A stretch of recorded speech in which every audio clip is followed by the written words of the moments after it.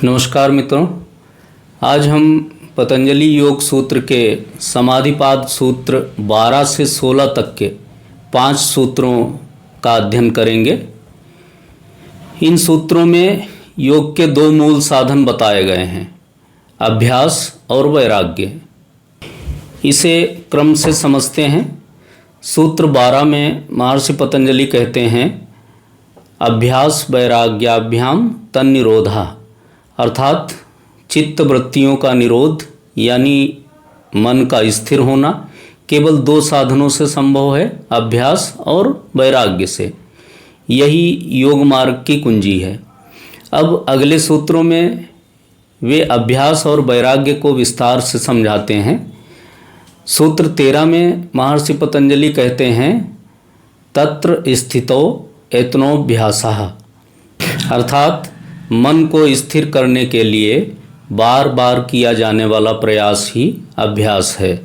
साधना 1-2 दिन का काम नहीं बल्कि निरंतर प्रयत्न है।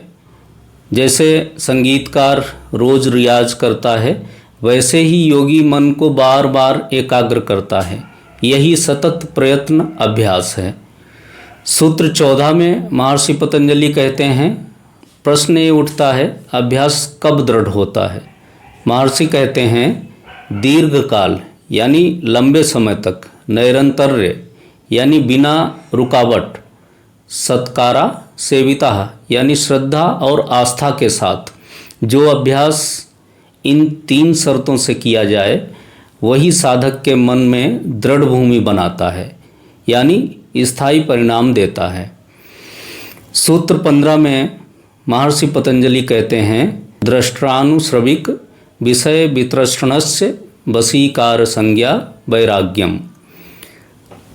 अब वैराग्य की परिभाषा, जिन विषयों को हमने प्रत्यक्ष अनुभव किया है और जिनका शास्त्रों में श्रवण किया है, उनमें जब कोई तृष्णा नहीं रहती और मन बस में हो जाता है तो वो अवस्था वैराग्य कहलाती है।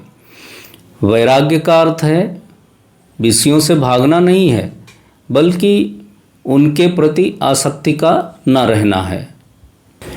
सूत्र 16 में महर्षि पतंजलि कहते हैं, तत्परम पुरुष ख्यातेर्गुण वैतृष्णयम, अर्थात वैराग्य की सर्वोच्च अवस्था जब साधक आत्मस्वरूप का साक्षात्कार करता है तो केवल विषयों से ही नहीं बल्कि प्रकृति के 3 गुणों सत्व, रजस और तमस से भी विरक्त हो जाता है।